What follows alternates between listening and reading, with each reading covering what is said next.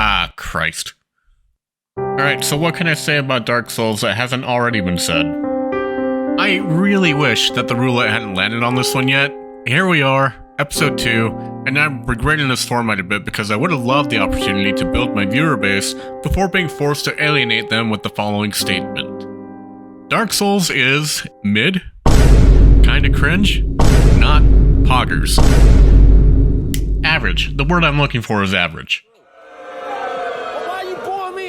Now don't get me wrong, I've been around the block in Dark Souls quite a bit. I've had my fair share of Bill and Ted. I've just never beaten the thing because I sat down at the battle station one night, only to find out that Microsoft had done a thing involving a Microsoft product. You know how it goes. Something works and then someone says, so we'll just cross a few I's and dot some T's and it's gone. What? I've had a love-hate relationship with this game since it's released. Mostly leaning towards hate, but sometimes going back to love for no reason. I can't describe it. Anyway, I wasn't thrilled about the idea about starting over. So here it is in Backlog. Welcome back, old friend. Let's talk about what I like about the game first. The music is great. I'm not going to go into a lot of detail here. I actually had a pretty lengthy description about how the music fits into the places where it actually plays, but it's music. You kinda have to hear it yourself. Well, how good is it, you ask? Well, good enough to have the game music ensemble of UCLA feature it in one of their performances half a decade ago. Let's talk about how the game looks. It's medieval fantasy camp that doesn't overstay its welcome. It actually feels like one of those nondescript games people play on TV when the script calls for someone to play a video game, if that makes any sense. You've got your campy enemies, skeletons, rats, knights in a ton of different flavors, serpents. If it's been on a Nordic metal album cover at some point, it's probably here. You look like a snake! Most of the bosses in Dark Souls are great in my book. There's a handful that I think need to be reworked or just outright omitted from any future remasters or remakes, but for the most part, they provide an adequate amount of challenge and also help build memorable moments for you as a player. This is part of why losing my progress so long ago hit me so hard. Every near miss, every dodge and successful block or parry, closed calls, and every single triumphant comeback, they were all intertwined with that character in particular.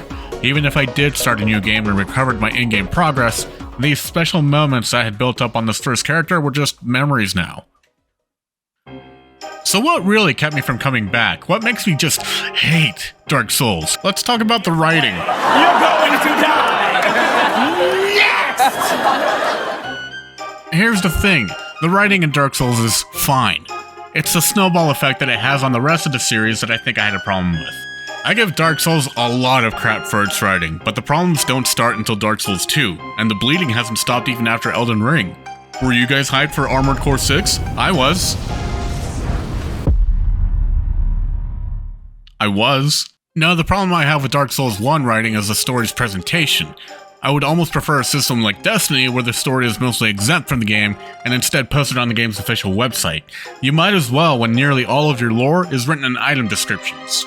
I shouldn't need to be making an encyclopedia to piece together a game's story. That's your job, From. Oh, congrats on that nomination for Best Narrative with Elden Ring, by the way. I'm sure it would have been a shoo-in if there was actually a narrative in there somewhere. Let's talk level design, but let's wait just a second. I'm not going to trash on Dark Souls for its level design. This could have been in my Me Like You section. Could have, but FromSoft felt the need to make Lost Izalith and the Demon Ruins. What's wrong with these areas? Ceaseless Discharge.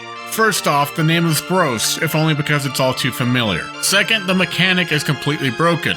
I don't know if it's a problem with the remaster, but I can't get the insta-kill mechanic to work, meaning I have to slog through a boss that was meant to be one-shotted.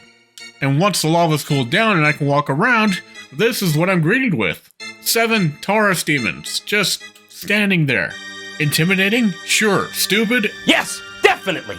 Keep going down the intended path to see the Camper Demon given the same treatment. Keep going further past the Demon Fire Sage and the Centipede Demon. Make your way into Lost Izalith, and there it is. A lava lake bed filled with zombie dragon butts. Why? Oh, I'm sorry, bounding demons, according to the wiki, not dragon butts. That'd be silly and wouldn't make any sense. Let's shift gears for a bit. Let's talk about the Crystal Cave where you fight Seath. Yeah, you're not getting away scot-free. I see you and your weirdly fleshed out plot that might have been a remnant of a completely different direction the game was taking at some point early in development. 2 words. Invisible platforms. Let's talk about the catacombs. They're fine. Finding the necromancers and killing them to stop the skeletons from respawning could have been a complicated storyline, but FromSoft kept it simple and they're self-explanatory. I think the idea for Gwen's fight might be similar to the final bosses in Final Fantasy games, where it's hard to lose and it works more as a technical closing point rather than a challenging boss fight. Gwen can still kill you, it's just hard to die if you use what you learned in the first hour of the game. What really set this playthrough of Dark Souls apart from my other playthrough was my discovery of a secret technique that only true Souls fans know about. Parrying. Well, it's not really a secret, the game outright tells you about it, the same way that it tells you about resting at bonfires or equipping a weapon. Here's the part where I admit that I was wrong. I was absolutely wrong about the gameplay for Dark Souls. When I started writing this review, I was thinking back to how I used to play it. I never parried. I think I might have tried it once or twice, got the timing all wrong, and I found it much easier just to blame the game. This time around, though...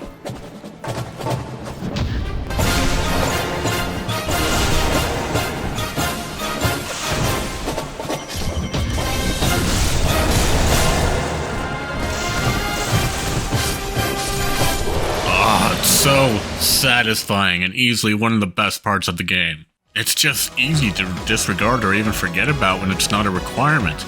It's so essential to playing the game correctly that if you do happen to omit it from your toolkit, you're gonna have a bad time. It feels like it trivializes a ton of fights in the game, but when you think about the way that the game throws itself at you constantly, parrying just evens out the playing field.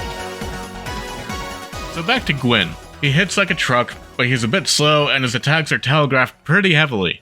Get a feel for his movements, parry him a few times, and he's done. It's over. Dark Souls is finally out of the backlog. Thank you so much for watching and sticking through the video. This was supposed to come out a long time ago, but I've forgotten what a beast of an undertaking editing can be, and going through my other responsibilities in addition to trying to make this series work, it's taken a lot longer than I had hoped. You can follow my Patreon in the description below. I've been posting status updates every now and then to keep y'all informed as to where I am with new content. These posts are free and monetary support is completely optional and entirely appreciated. And for transparency's sake, I'm going to start doing these roulette spins at the end of the videos, so let's start off with this one. I use my trusty old What Should I Steam page and...